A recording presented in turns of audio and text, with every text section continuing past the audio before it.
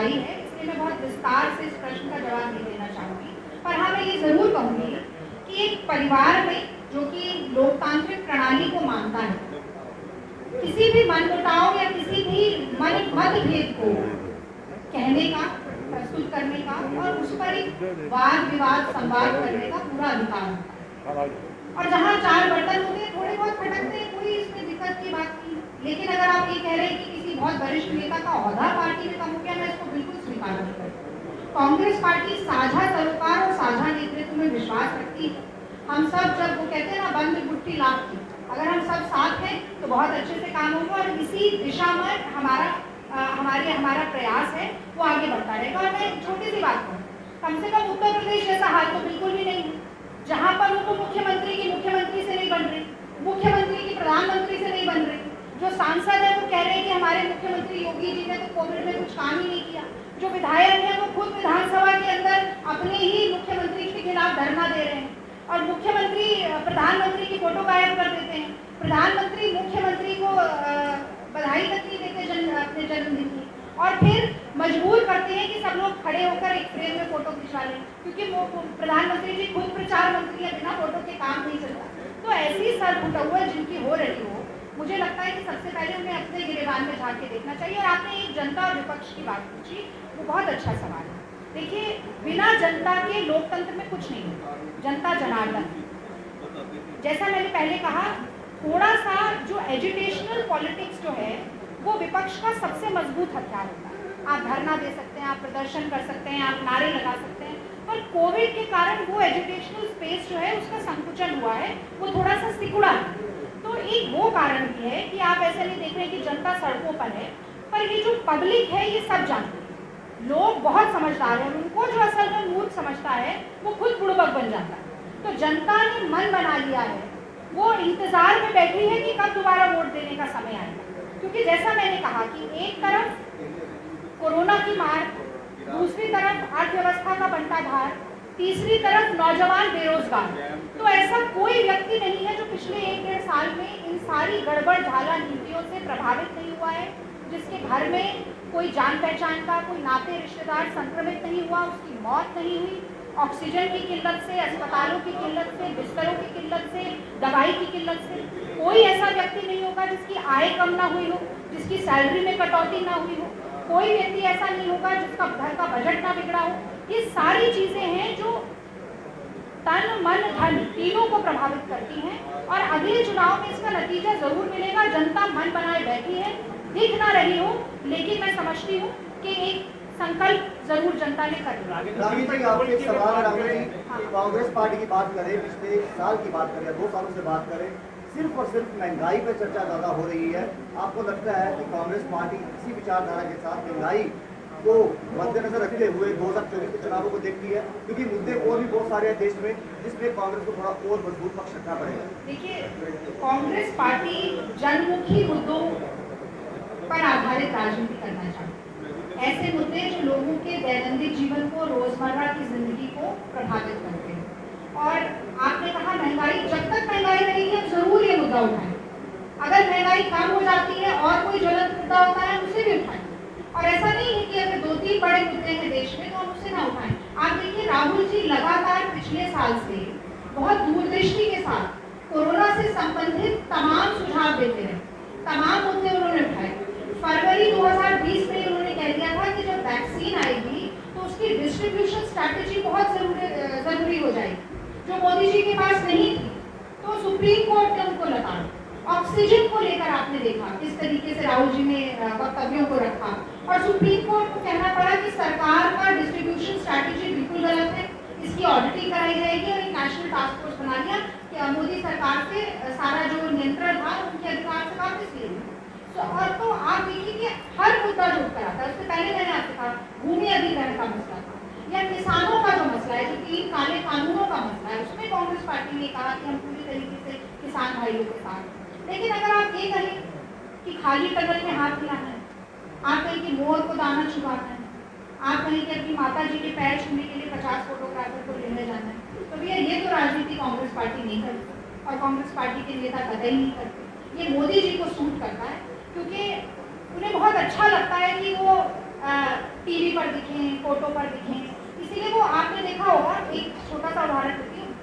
21 जून को जब अंतर्राष्ट्रीय योगा दिवस था, एक दिन का पूरा तमाशा हुआ। वो 80 लाख 86 लाख लोगों का हमने टीकाकरण किया। बाद में पता चला कि एक दिन का इवेंट बनाने के लिए मोदी सरकार ने अपने सभी भाजपा शासित राज्यों में 1 महीने टीकाकरण की गति को बिल्कुल कम करा दिया। इतना कम करा दिया कि 21 जून को 86 लाख लोगों का टीकाकरण हुआ था और एक दिन पहले मध्य प्रदेश में 962 लोगों का टीकाकरण हुआ। तो ये सरकार नतीजों में विश्वास नहीं रखती, नजारों में विश्वास रखती। मोदी जी ने तो बिना कचरे के झाड़ू लगा दी थी स्वच्छ भारत अभियान में। तो ऐसी तमाम चीजें हैं, मैं एक एक करके सारी गिना सकती हूँ, पर जनता के मुद्दों पर हम टिके रहेंगे क्योंकि वही असली राजनीति। आरोप लगता है कि बॉन्ड की जो पॉलिसी लाई थी बॉन्ड की, उसकी वजह से महंगे हुए। और दूसरा एडिबल ऑयल को लेकर एक बात बार बार आ रही है कि शायद मिक्सिंग जो है वो खत्म हो गई है, इसकी वजह से महंगा हुआ और किसानों को फायदा हो रहा है। ऐड ऑन करूंगा, यदि आप कल को जब चुनाव लड़ते हैं तो क्या मैनिफेस्टो में आप पेट्रोल 60 लीटर देने के सक्षम है और गैस सिलेंडर 400 देने के मैनिफेस्टो में आएगा आपके? देखिए, हम सक्षम तो बहुत हैं, बहुत सारी चीजें करी जा सकती हैं। मैं आपको बताती हूँ 2-3 चीजें थी। तो आपने बॉन्ड के ऊपर बात करी, तो देखिए बॉन्ड का एक खास काम था कि अगर बहुत महंगा हो जाता है तेल, उसका भार सीधे जनता पर ना पड़े, ये सुनिश्चित किया जाए। तो एक छोटे समय के लिए बॉन्ड लाने का काम कांग्रेस सरकार ने किया और उसकी कुल कीमत भी बहुत ज्यादा नहीं थी। 1.4 लाख करोड़ रुपए के हमने बॉन्ड लिए थे। और अब अगर देखा जाए तो उसमें 3.5% का इजाफा हुआ है और मोदी सरकार अभी 71,198 करोड़ रुपए एक्सचेकर के बॉन्ड में दे चुकी है। तो ये वही बात हो गई कि जैसे मनरेगा को कहा था कि कांग्रेस की विफलता का स्मारक बनेगा और फिर उसी मनरेगा में लगातार पैसा दे देकर कहते रहे कि जब कोरोना की पहली लहर आई तो मनरेगा ने गांव को बचाया था, गांव के लोगों को नुकसान नहीं हुआ था। तो वही बात है, अब ऑयल बॉन्ड क्योंकि कांग्रेस लेकर आई है तो आप आरोप लगाते रहे और कुछ ही सालों के अंतर्गत आपने खुद 71,000 करोड़ रुपया उसमें कॉन्ट्रीब्यूट कर दिया है। तो कांग्रेस करे तो गलत है, हम करें तो सही है। मीठा मीठा गप कड़वा दूध, ये तो नहीं हो सकता। एक मिनट, उनके प्रश्न का मैंने जवाब दिया। जी, एक बार दोबारा पूछें। जब आप चुनावी प्रक्रिया में उतरेंगे तो क्या कांग्रेस अपनी मैनिफेस्टो में 60 या 70 लीटर देने का जनता को आश्वासन देती है और गैस सिलेंडर 400 का देंगे? देखिए, जो अंतर्राष्ट्रीय बाजार में जो मूल्य होगा और जिस अवस्था में भारत की अर्थव्यवस्था होगी उसके हिसाब से हम उच्चतम निर्णय लेंगे, सबसे बढ़िया जो जनता के लिए होगा। 100 रुपए का पेट्रोल नहीं होगा और पेट्रोल और डीजल, लोग डीजल की कार इसलिए खरीदते थे क्योंकि पेट्रोल और डीजल में 20-25 रुपए का फर्क होता था। आज डीजल की कार महंगी होती जा रही है और पेट्रोल और डीजल के बीच का फर्क 5 रुपया, 7 रुपया, 10 रुपया रह गया है। तो इसीलिए ये इस तरीके की जो अनर्गल नीतियां हैं वो कांग्रेस पार्टी की नहीं रहेगी, इतना मैं सुनिश्चित तौर पर आपसे कह सकती हूँ। समाज तक India today, ma'am, we have seen that there is a major leadership crisis in the Congress party nationally. Sometimes there is talk about old guard versus young guard. Already we have seen Jyotiraditya Scindia, Jitin Prasad, they have quit the Congress. All is not well in Rajasthan also. Sachin Pilot is also in a rebellious mood. And there is ambiguity over the presidency of the Congress. Who is going to be the next I don't president? think there is any ambiguity over the Congress presidency. Sonia Gandhi is our interim president. We were supposed to have elections in June, but I think you must remember that Rahul ji has said that during this crisis we are not going to indulge in a political activity because of which we will not have elections. So in CWC meeting, we demanded, because it was put before us, and we demanded that during Corona, we should not call for the election of the Congress president. So with our demand, it was deferred. But you have different matter of concern for the party. Young leaders are leaving the party. see, there are many people whose actions are premised on opportunity. If they see a short-term opportunity somewhere, a short-term gain, they switch over. And I think the term "Aaya Naam Gaya Naam" or the fact that there are turncoats in politics is nothing new. It has been there since time immemorial. There are many people who switched over to our party also. There is Shatrughan Sinha, there is Preeti Azad, there are other such people, and there are many people who switch over to the other party. Best of luck. Good wishes. But I think you might indicate that there are 3-4 people who've gone to the other side, but there are lakhs and millions of ideologically committed Congress activists and leaders that are there in the party. They are ready to fight for the Congress ideology, for the way that Nehru and Gandhi has shown to this country and to us. We are here, and there are so many other people who continue to fight and struggle in this particular field. क्या लगता है आपको, क्या road map Congress की तरफ से है, भी यहाँ पे आया, लेकिन दूसरी तरफ से 370 पर भी पीडीपी को टारगेट कर रही है।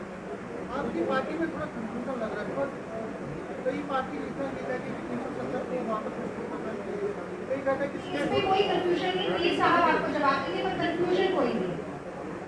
समीर जी, आपको पता है हमने सारी चीजें प्रेस के सामने, और किसी पार्टी में कंफ्यूजन होगा, कांग्रेस पार्टी का कोई कंफ्यूजन नहीं। हमने जो लाइन ली है आपके सामने ली है, कोई भी मौके पर ऐसा नहीं रखा जो हमने आपके साथ शेयर नहीं किया। फिलहाल जम्मू कश्मीर तमाम की डिमांड है कि हमें स्टेट वापस दो, जो बीजेपी की on floor house commitment, home ministry की कमिटमेंट है कि जैसे ही हालात ठीक होंगे हम स्टेट रेस्टोर करेंगे। होम मिनिस्ट्री कहता है everything is now okay in Jammu and Kashmir, और जम्मू कश्मीर कहता है हमें स्टेट दो। हम कहते हैं उसके बाद एक पब्लिक सरकार दो, अवामी सरकार दो, उसके बाद तो बाकी चीजें चलती रहें। आपने मेमोरेंडम में दिया कि अगस्त 5 को जो एक्शन लिया था अनडेमोक्रेटिक, तो आप क्या चाहते हैं?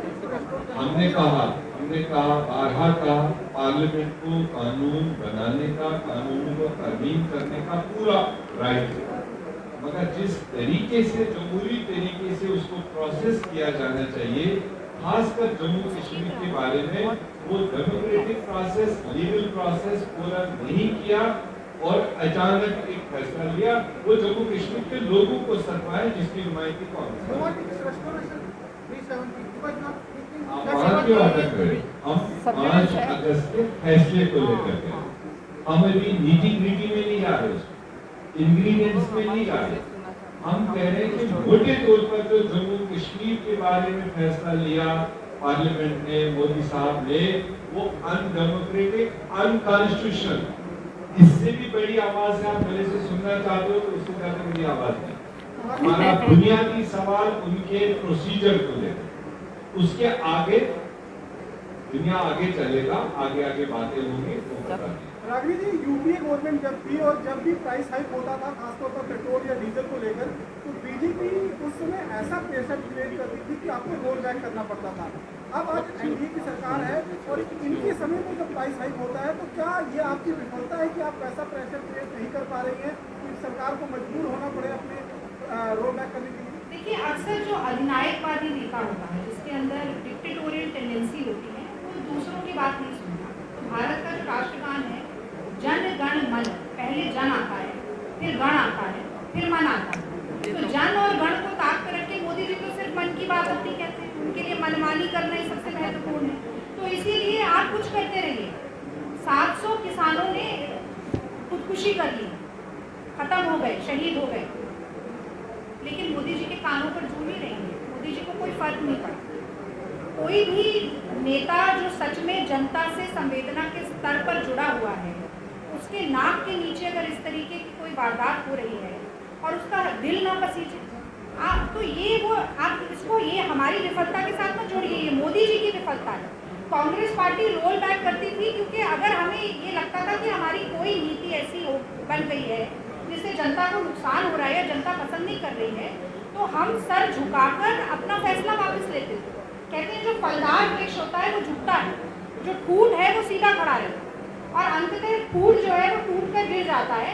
फलदार वृक्ष है, जितना भी झुके वो और फलदार होगा। तो कांग्रेस हमेशा संवेदनशील रही है, हमेशा जनता के मुद्दों के प्रति सक्रिय रही है, लेकिन मोदी सरकार की वो नीति बिल्कुल नहीं है। उन्हें लगता है कि अगर उनके पास आज मेजॉरिटी है तो वो बुलडोज करके जो चाहे वो कर सकते हैं। आपको लगता है कि इस समय की जो सरकार है वो मेजॉरिटी को लेकर पूरी तरह से एरोगेंट हो चुकी है? बिल्कुल एरोगेंट है, अहंकार है, दम्भ है। और मैं तो कहती हूँ कि अहंकार तो रावण का भी नहीं चला था, और रावण को तो महाज्ञानी बताते हैं। यहाँ तो हर शाख पे उल्लू बैठा है, तो फिर क्या अंजाम होगा गुलिस्तान का वो मुझे कहना नहीं चाहिए। हम बचाने में लगे गुलिस्तान को, वो जलाने में लगे। Rajesh, my question to you. Short while back you said there is a difference between Prime Minister and Yogi Adityanath. And today Prime Minister has given a statement that there is a land of law. He said there is a land of law in Uttar Pradesh. It is because of that the terrorists and the land mafia is getting desperate. How do you look at this statement? See, Modi ji had said that he is going to give 2 crore jobs. Did we get 2 crore jobs? Modi ji had promised that there will be 15 lakh in everybody's account. Did we receive 15 lakh in everybody's account? Modi ji, in order to influence people, has said so many fallacious and erroneous things. That is why I began my statement today by saying that there is a very big difference between what Modi says and what Modi does. And as we know, actions always speak louder than words. So his words have no meaning as of now. And because the split is wide open, because Uttar Pradesh BJP is washing its linen in public, I think Modi now wants to show people that there is a mode of reconciliation. But that is not the case. There is a certain rift between the Prime Minister and the Chief Minister, and there is a certain rift between the Deputy Chief Ministers and the Chief Minister. And also one very important thing, they were trying to lure the Nishad community. And since Sanjay Nishad hasn't been given anything in the ministerial reshuffle that has happened, I think it's going to be a very, very difficult time for the BJP in Uttar Pradesh. Whatever Modi ji says, I don't think it's going to have the same effect which it had in the last You don't think elections. that land of law exists there in Uttar Pradesh? Law of land, I think ये law of land. I don't think there is any law of land. वहाँ पर पूरी तरीके से जो, अब मैं एक हिंदी में आपको एक बात कहती हूँ कि एक चीज़ होती है जंगल राज, जो आप कह रहे हैं लॉ ऑफ लैंड, कि क्या वहाँ पर कानून व्यवस्था है। क्या कानून व्यवस्था तो बिल्कुल नहीं है।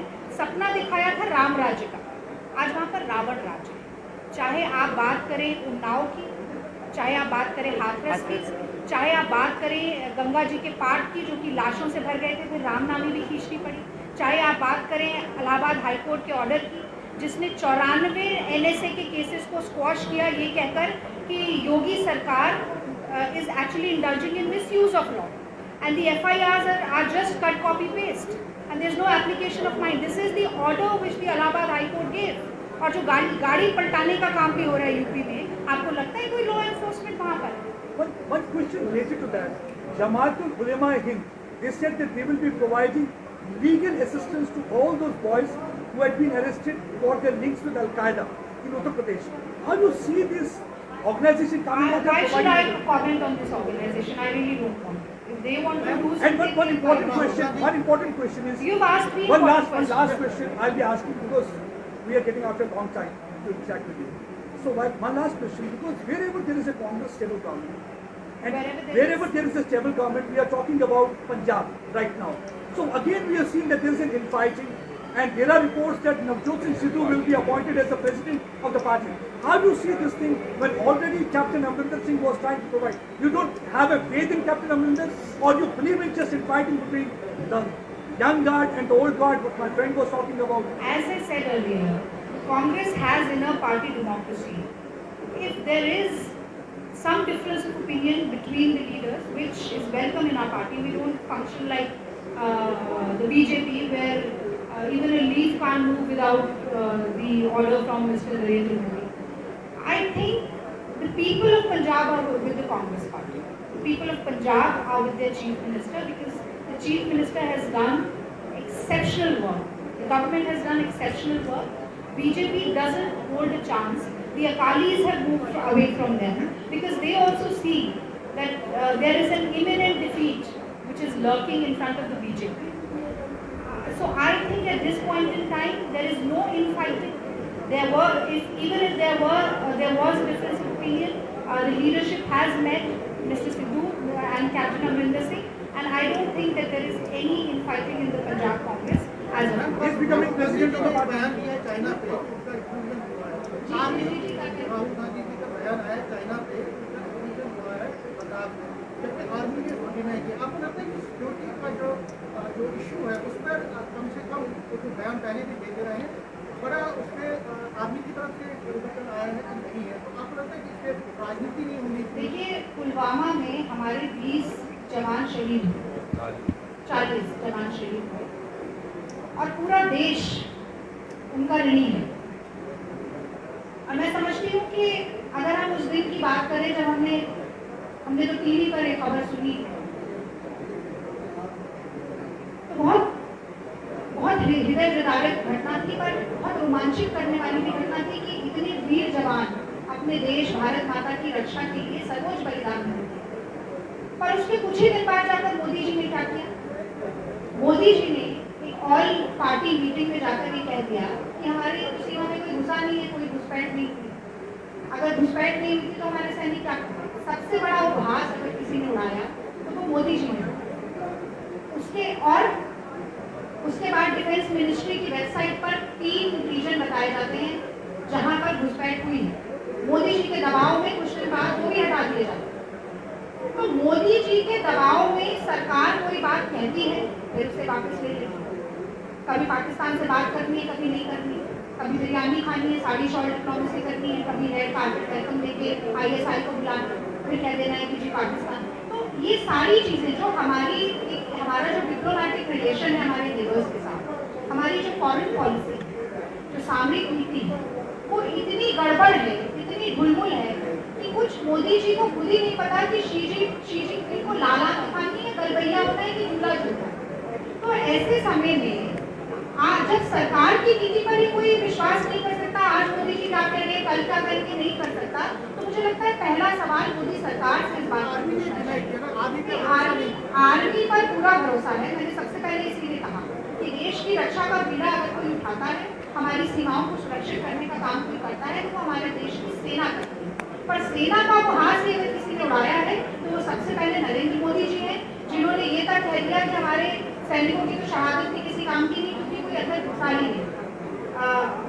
मुझे लगता है कि पहले मोदी सरकार को अपने गिरेबान में जरूर झांकना चाहिए। अगर एक उंगली वो किसी दूसरे नेता की तरफ उठाते हैं तो 3 उंगली की तरफ